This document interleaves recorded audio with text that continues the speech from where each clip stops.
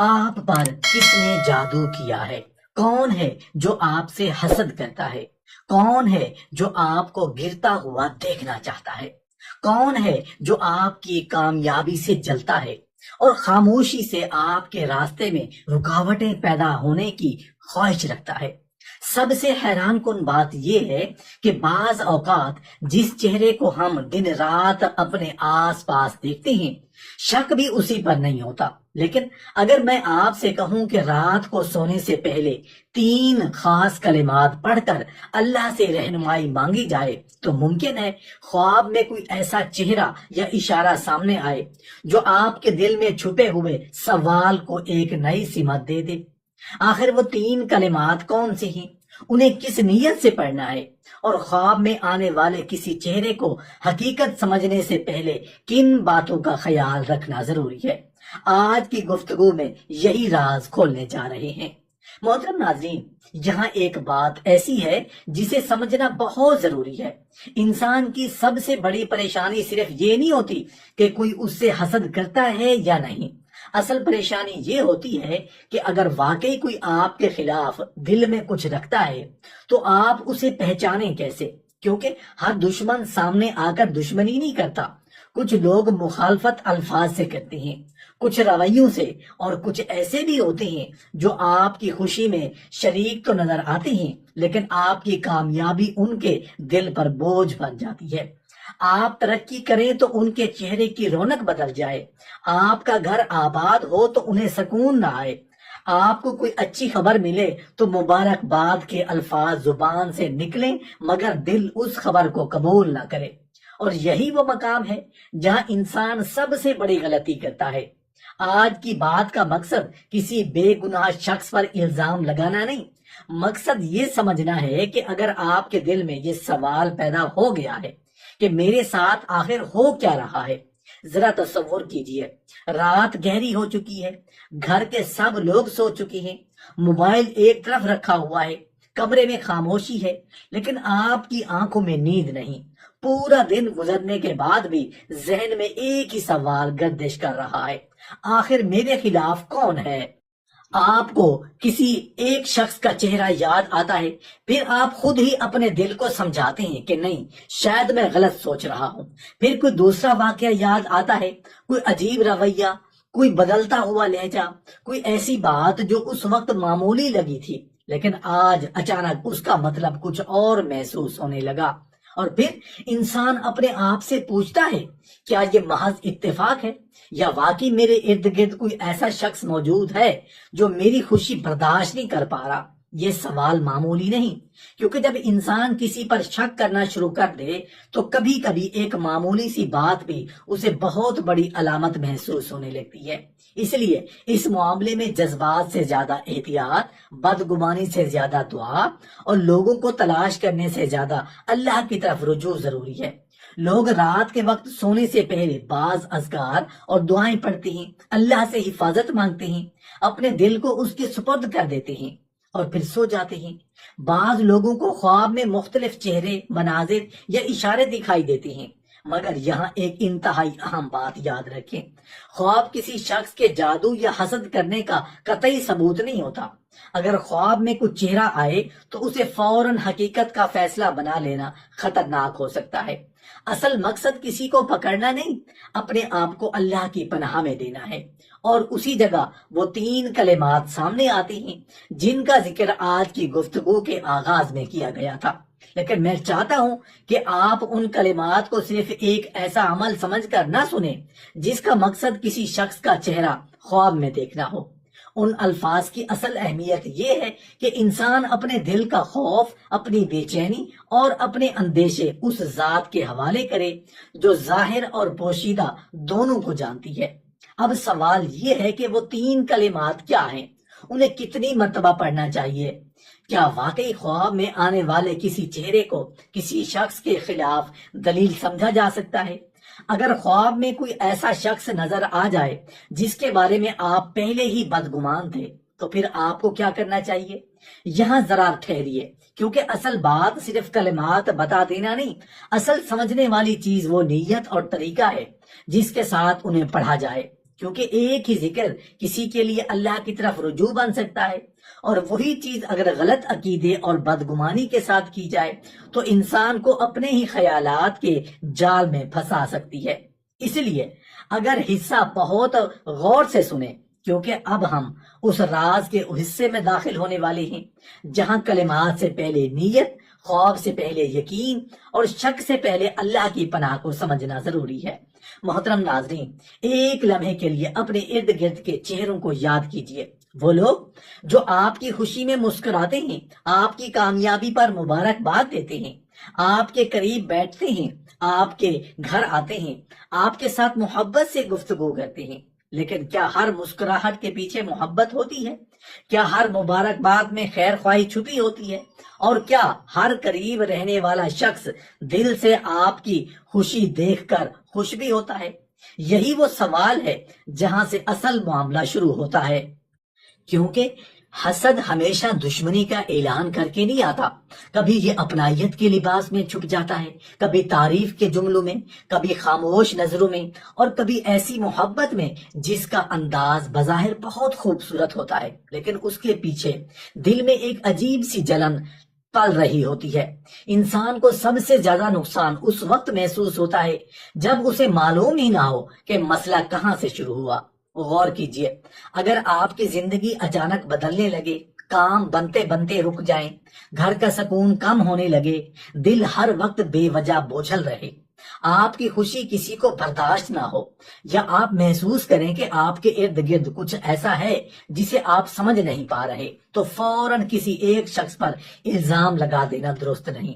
ہر پریشانی جادو نہیں، ہر رکاوٹ حسد نہیں، اور ہر عجیب خواب کسی شخص کی شناخت نہیں ہوتا، لیکن حسد، نظر بد اور شر سے حفاظت کے لیے اللہ نے ہمیں واضح راستے ضرور بتائے ہیں، اور یہی وہ مقام ہے جہاں ایک بہت اہم بات سمجھنے کی ضرورت ہے۔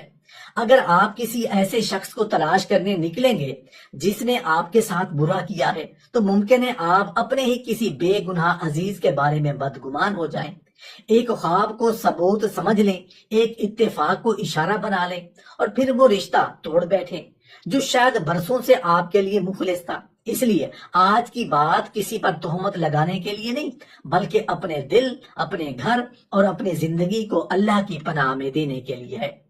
اب ذرا اس رات کا تصور کیجئے جب آپ سب سے الگ ہوں، گھر خاموش ہوگا، موبائل ایک طرف رکھا ہوگا، آنکھیں بند ہونے والی ہوں گی، اور آپ اپنے رب کے سامنے صرف ایک سوال رکھیں گے، یا اللہ، اگر میرے خلاف کوئی شر ہے تو مجھے اس سے محفوظ فرما، میرے دل کو وسوسوں سے بچا، اور جو حقیقت میرے لیے جاننا ضروری ہے اسے اپنے علم اور اپنی حکمت کے مطابق واضح فرما۔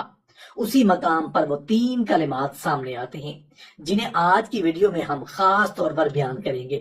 لوگ ان کلمات کو اس نیت سے پڑھتے ہیں کہ اللہ اگر چاہے تو خواب کے ذریعے کوئی اشارہ عطا فرما دے، لیکن یہاں ایک بات دل میں مضبوط کر لیجئے، خواب کو کسی شخص کے خلاف قطعی ثبوت نہیں بنانا، اصل اختیار اللہ کے پاس ہے اور حفاظت بھی اسی کے ہاتھ میں ہے۔ تو سوال اب یہ ہے کہ آپ کس سے بدلہ لیں گے؟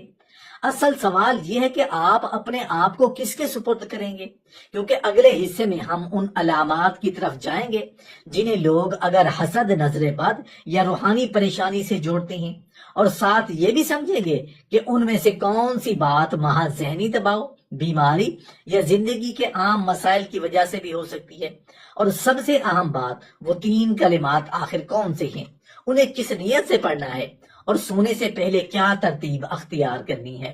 یہ حصہ جلدی میں سن کر آگے نہ بڑھیے گا، کیونکہ اصل نقطہ یہ ہے کہ اللہ سے حفاظت مانگنی ہے، کسی انسان کو مجرم قرار نہیں دینا۔ محترم ناظرین، اگر آپ کو کسی کے شر کا اندیشہ ہے، اگر آپ کو نظر بد یا حسد کا خوف ہے، تو سب سے پہلے اپنے دل کو بدگمانی سے نہیں بلکہ قرآن اور مسنون اذکار سے مضبوط کریں۔ سورہ فلق اور سورہ ناس اسی لیے اتنی عظیم پناہ ہیں کہ بندہ اپنے رب سے ہر ظاہر اور پوشیدہ شر سے حفاظت مانگتا ہے۔ اور اب وہ سوال دوبارہ سامنے آتا ہے جس نے اس پوری بات کو دلچسپ بنا دیا ہے، وہ تین کلمات کون سی ہیں جنہیں بعض لوگ سونے سے پہلے پڑھنے کا عمل بیان کرتے ہیں۔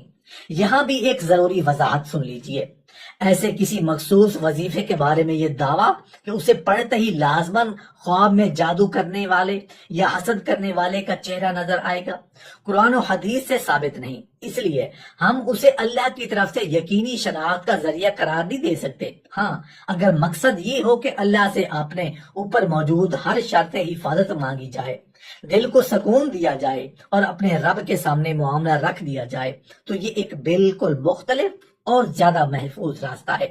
رات کو وضو کر کے دل کو لوگوں کے ناموں اور شک و شبہات سے خالی کر کے اپنے رب کے سامنے ہاتھ اٹھائیے، سورہ اخلاص، سورہ فلق اور سورہ ناس پڑھیے، اپنے اوپر دم کیجیے اور پھر اللہ سے صاف الفاظ میں کہیے، یا اللہ، اگر کوئی میرے لیے شر چاہتا ہے تو مجھے اس کی شر سے محفوظ فرما، اگر میرے دل میں کوئی غلط گمان ہے تو اسے بھی دور فرما، اور مجھے ہر اس چیز سے بچا جس سے میری دنیا اور آخرت کا نقصان پہنچ سکتا ہو۔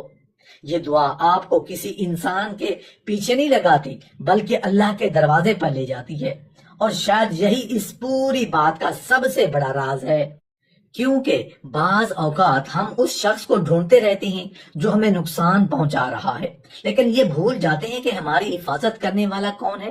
وہ اللہ ہے۔ اور اگر کوئی خواب آئے بھی تو اسے کسی شخص کے خلاف فیصلہ نہ بنائیں، خواب کو خواب ہی رہنے دیں، جبکہ اپنی حفاظت کے لیے قرآن، اذکار، دعا اور اللہ پر توکل کو اپنا حصار بنائیں۔ لیکن ابھی ایک اور پہلو باقی ہے۔ اگر خواب بے چینی اور خوف کو ایک طرف رکھ دیں تو بعض اوقات انسان کی روزمرہ زندگی میں اچانک آنے والی تبدیلیاں اسے سب سے زیادہ پریشان کرتی ہیں۔ کام بنتے بنتے رکنا، تعلقات میں کشیدگی، گھر کے ماحول میں بے چینی، ہر معاملے میں رکاوٹ محسوس ہونا، اور پھر انسان کے دل میں یہ سوال اٹھنا، آخر یہ سب ایک ساتھ کیوں ہو رہا ہے؟ یہی وہ مقام ہے جہاں اگلی نشانی کی بات شروع ہوتی ہے۔ محترم ناظرین، کبھی کبھی انسان کی پریشانی کسی ایک واقعے سے شروع نہیں ہوتی۔ مسئلہ یہ ہوتا ہے کہ زندگی کے کئی دروازے ایک ساتھ بھاری محسوس ہونے لگتے ہیں۔ ایک کام جس کے مکمل ہونے کی پوری امید تھی اور آخری لمحے میں رک گیا، جس شخص سے برسوں محبت اور اعتماد کا تعلق تھا، اچانک غلط فہمی پیدا ہو گئی، کاروبار میں معمولی سی رکاوٹ بار بار نقصان میں بدلنے لگی، گھر میں ایسی باتوں پر بحث ہونے لگی جن پر پہلے کبھی اختلاف نہیں ہوتا تھا۔ پھر انسان بیٹھ کر سوچتا ہے کہ آخر میرے ساتھ ہو کیا رہا ہے؟ یہاں بہت سے لوگ فوراً کسی شخص کا نام اپنے ذہن میں لے آتے ہیں۔ فلاں مجھ سے جلتا ہے، فلاں میری کامیابی برداشت نہیں کرتا، فلاں نے ضرور کچھ کیا ہوگا۔ لیکن ذرا ٹھہریے، ہر نقصان حسد نہیں، ہر بیماری جادو نہیں، ہر رکاوٹ کسی دشمن کی سازش نہیں ہوتی۔ کبھی کاروباری فیصلہ غلط ہوتا ہے، کبھی حالات بدلتے ہیں، کبھی صحت متاثر ہوتی ہے، اور کبھی ہمارے اپنے رویے رشتوں میں دراڑ ڈال دیتے ہیں۔ لیکن اگر انسان کو نظر بد، حسد یا کسی شر کا خوف ہو تو اس کا پہلا رد عمل کسی انسان کو مجرم بنانا نہیں ہونا چاہیے، بلکہ اللہ کی پناہ اختیار کرنا چاہیے۔ دوسری نشانی کے طور پر جس کیفیت پر لوگ سب سے زیادہ توجہ دیتے ہیں وہ ہے زندگی میں اچانک بے ترتیب رکاوٹوں کا بڑھ جانا۔ وہ کام جو آسانی سے ہو جاتے تھے بار بار الجھنے لگے، گھر میں سکون کی بجائے معمولی باتوں پر تناؤ پیدا ہونے لگے، آدمی محنت کرے لیکن نتائج توقع کے مطابق نہ آئے، ایک پریشانی ختم ہونے سے پہلے دوسری سامنے آ جائے۔ ایسے وقت میں انسان کے اندر ایک خطرناک سوال جنم لیتا ہے، کیا کوئی میرے راستے روک رہا ہے؟ اور یہی سوال کبھی کبھی انسان کو اپنے ہی قریبی لوگوں سے بدظن کر دیتا ہے۔ اسی لیے آج کی بات کا مقصد یہ نہیں کہ آپ اپنے ارد گرد لوگوں کو شک کی نگاہ سے دیکھنا شروع کر دیں، بلکہ مقصد یہ ہے کہ آپ سمجھیں اگر کسی کے شر کا اندیشہ بھی ہو تو مقابلہ بدگمانی سے نہیں، اللہ کی پناہ سے کیا جاتا ہے۔ قرآن ہمیں سورہ فلق میں حسد کرنے والے کے شر سے اللہ کی پناہ مانگنا سکھاتا ہے۔ یہ بہت بڑا سبق ہے۔ ہمیں یہ نہیں بتایا گیا کہ ہر شخص کا چہرہ تلاش کرو، ہر خواب کو ثبوت بناؤ، ہر ناکامی کا ذمہ دار کسی انسان کو قرار دو۔ ہمیں بتایا گیا کہ شر سے بچنے کے لیے اپنے رب کی پناہ میں آؤ، اور اسی مقام پر رات کا وہ عمل دوبارہ اہم ہو جاتا ہے۔ سونے سے پہلے دل کو لوگوں کے ناموں سے بھرنے کی بجائے اللہ کے ذکر سے آباد کیجیے۔ وضو کیجئے، سورہ اخلاص، سورہ فلق اور سورہ ناس پڑھیے، اللہ سے حفاظت مانگیے اور اپنے دل کو یہ یقین دلائیے کہ اگر کوئی آپ کے خلاف کچھ بھی چاہتا ہے تو اللہ کی اجازت کے بغیر وہ آپ کو نقصان نہیں پہنچا سکتا۔ یہاں تک کہ ان 3 کلمات کا تعلق ہے جنہیں بعض لوگ خواب میں کسی حسد کرنے والے یا جادو کرنے والے کی شناخت کے لیے بیان کرتے ہیں۔ ان کے بارے میں قطعی دعویٰ نہیں کیا جا سکتا کہ انہیں پڑھنے سے لازماً کسی شخص کا چہرہ خواب میں ظاہر ہوگا۔ خواب کی شرعی ثبوت یا کسی کے خلاف فیصلہ بنانا درست نہیں، لیکن اگر خواب میں کوئی شخص نظر آ بھی جائے تو فوراً یہ نتیجہ لینا کہ یہی شخص میرا دشمن ہے انتہائی خطرناک بدگمانی بن سکتی ہے۔ اصل طاقت چہرہ پہچاننے میں نہیں، اصل رب کو پہچاننے میں ہے۔ ذرا سوچیں، اگر آپ کو کسی شخص کے بارے میں شک بھی ہو جائے لیکن آپ کے پاس کوئی حقیقت، دلیل یا واضح ثبوت نہ ہو تو آپ کیا کریں گے؟ اس کا دل توڑیں گے، رشتہ ختم کریں گے، الزام لگائیں گے؟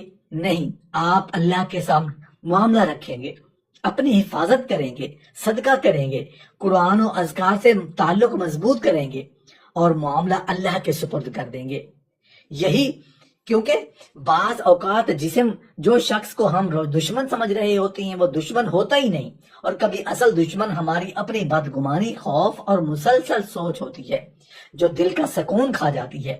لیکن ابھی اس ویڈیو کا سب سے اہم رخ باقی ہے، کیونکہ کچھ لوگ کہتے ہیں کہ انہیں نہ صرف خوابوں میں عجیب کیفیت محسوس ہوتی ہے بلکہ اپنے جسم، ذہن، نیند اور عبادت کے معمول میں اچانک ایسی تبدیلی محسوس ہونے لگتی ہے جنہیں وہ سمجھ نہیں پاتے۔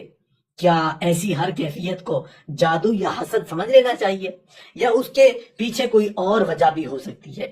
اور اگر کوئی شخص واقعی خوف، بے چینی اور نظر بد کے اندیشے سے مبتلا ہو تو رات کو سونے سے پہلے اسے حقیقت میں کیا کرنا چاہیے؟ محترم ناظرین، اب ذرا اپنے جسم اور ذہن کی ان کیفیتوں کو دیکھیے جنہیں آپ نے شاید کبھی کسی کے سامنے بیان بھی نہ کیا ہو۔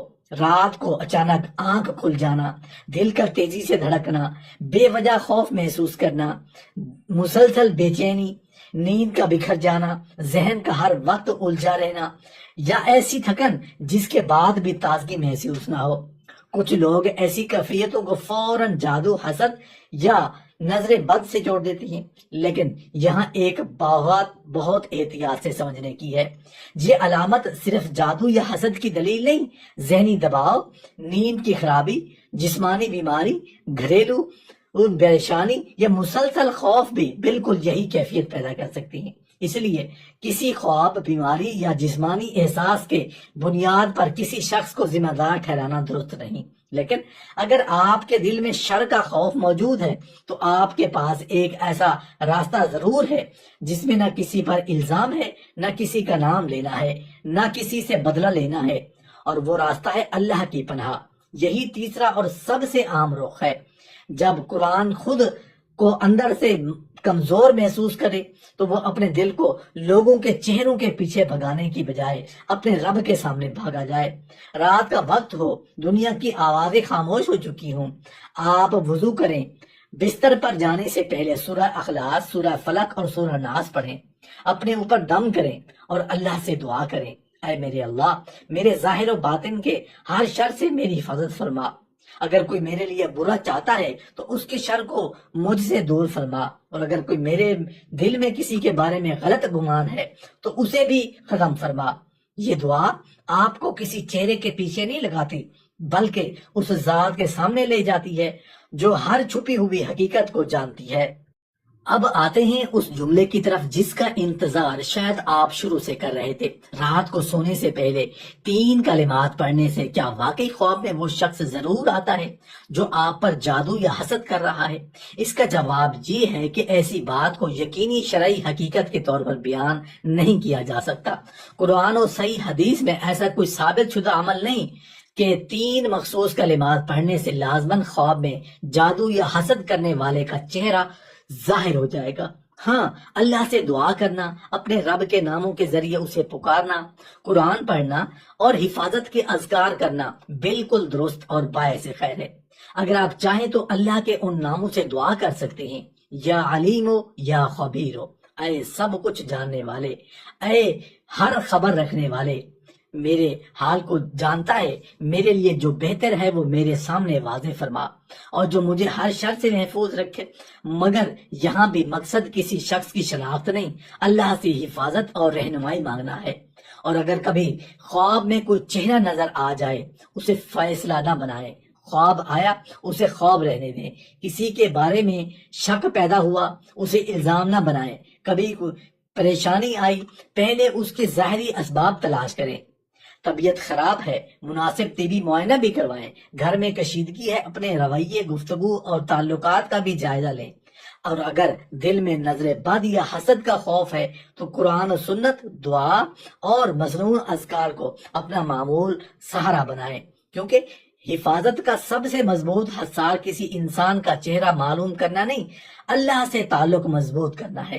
5 وقت کی نماز، قرآن کی تلاوت، صبح شام کے اذکار، سورہ فلق، سورہ ناس، سورہ استغفار اور صدقہ اور حلال زندگی، یہ وہ چیزیں ہیں جو انسان کے اندر خوف کی بجائے توکل پیدا کرتی ہیں۔ اور شاید آج کی پوری بات کا سب سے بڑا راز یہی ہے کہ آپ کو یہ جاننے کی ضرورت نہیں کہ آپ کا دشمن کون ہے، جتنا ضرورت اس بات کی ہے کہ آپ کا محافظ کون ہے۔ لوگ پوچھتے ہیں جنیتیں چھپ سکتی ہیں، حسد چھپ سکتا ہے، مگر اللہ سے کچھ پوشیدہ نہیں۔ اس لیے اگر آج آپ کے دل میں کسی شخص کا نام آ رہا ہے تو فیصلہ کیجئے، اس شخص سے بدگمان ہو کر رشتہ نہ توڑیں، اپنے دل کو نفرت سے نہ بھریں، بس اللہ سے کہیں یا اللہ اگر کوئی میرے لیے شر چاہتا ہے تو مجھے اس کے شر سے بچا، اگر میرا گمان غلط ہے تو میرے دل کو اس گمان سے بچا۔